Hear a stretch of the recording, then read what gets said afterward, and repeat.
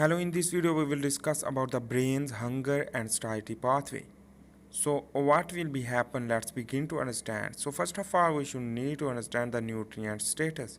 When we will be hungry, so the it hungry, our brain will stimulate to eat and preserve energy. While when we will be eating time, so the satiety will be occur, and satiety stimulate the stop eating and spend energy more. So anyhow, let's begin to understand from food intake. So when we will see the food and the food will be intake, so go into the first stomach. So the walls of the stomach will be stretched, and then stretch will stimulate the vagal nerves for rest and digest. So the autonomic nervous system will be activate the parasympathetic nervous system.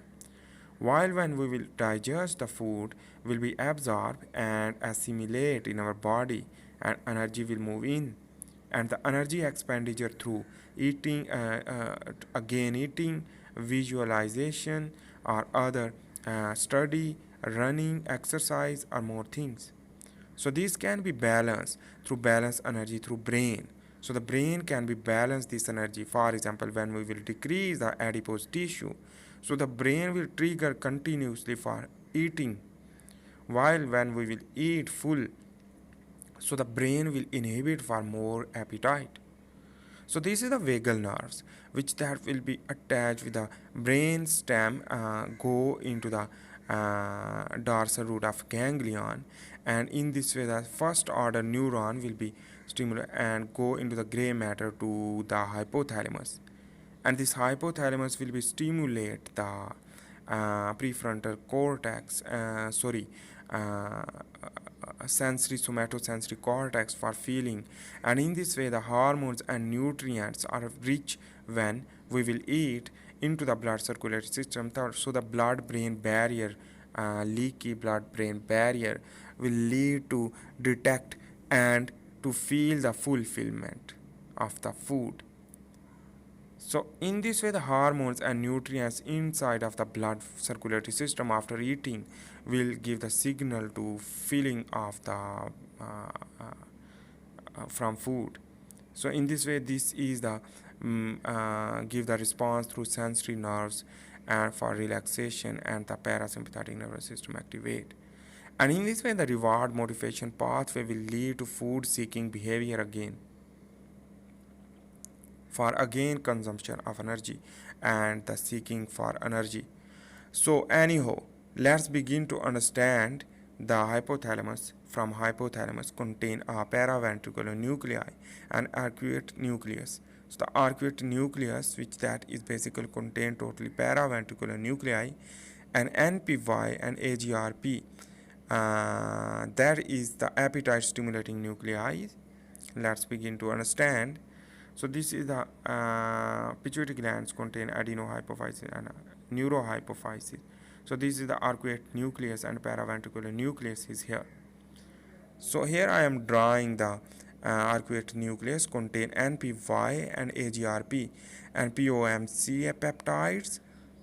This is NPY mean the neuropeptide Y, and AGRP means the agouti related peptide. So this is the paraventricular nuclei. This basically is the center for the food intake, energy expenditure, appetite, and hunger. So this is the two nuclei. Basically is the appetite stimulating nucleus and the appetite suppressing nucleus. So the appetite stimulating nucleus is the NPY and AGRP. While on the other hand the appetite suppressing nucleus, which that is the POMC peptides, which that will be stimulated through satiety, while the NPY and AGRP is stimulated by appetite stimulating nucleus through a hunger time. So this is the stomach. When we will hungry, so the stomach will be empty. So the short term regulation, the low body fat, when so the extension, the low body fat is the long term, while the short term regulation means the extension of the stomach wall due to the empty will release ghrelin. This ghrelin, and on the other hand the hunger will stimulate the paraventricular nuclei through NPY nucleus. Why? Because appetite stimulating nucleus this is. while ghrelin is also produced, which that will stimulate the hunger more. While on the other hand, here is the satiety state. In this way, the high body fat produce the our gut peptides produce glucagon like peptide 1 and PYY, peptide YY and CCK.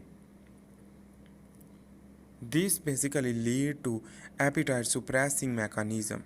In this way, the satiety will suppress the appetite and to give the signal to the paraventricular nuclei for balancing the food, for balancing the food and energy consumption. So in this way, the food intake, energy expenditure, appetite or hunger will be regulate. So anyhow, let's begin to understand with a bigger picture for better understanding here.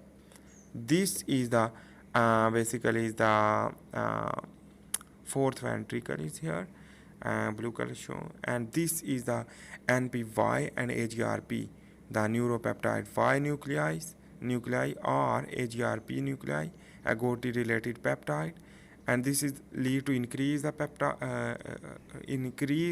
appetite, while the POMC is the pro opiomelanocyte C melanocortin melanocortin. So here is the gastrointestinal tract and adipose tissue and pancreas. So in this way, the ghrelin will be produced during the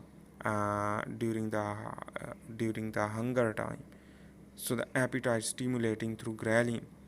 While here is on the other hand the PYY3 and 36 and GLP-1 during the fat state will be inhibit this increasing appetite nucleus, and PY will be inhibited through PYY3 and 36 and GLP-1. While on the other hand, here is NPY and AGRP during the increased appetite will stimulate through NPY production and AGRP to the neuron paraventricular nucleus for regulation of the food intake and energy expenditure.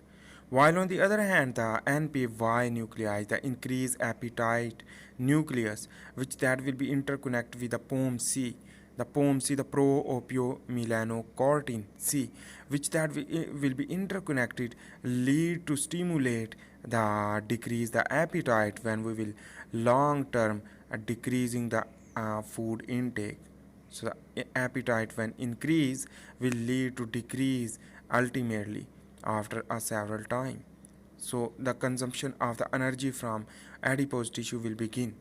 While on the other hand, here you can see this is, and on the other hand, the pancreas will produce after the stimulating hyperglycemia will stimulate the insulin production and amylin. This will be target to the POMC nuclei for decreased appetite, and after this binding with the receptor of the POMC nucleus of the neuron will decrease appetite through releasing of the alpha melanocyte stimulating hormone, which that will be target to the paraventricular nucleus to balance the appetite. While on the other hand, the insulin will inhibit the NPY nucleus for increase the appetite. Thanks for watching. Inhibit that things insulin. So bye.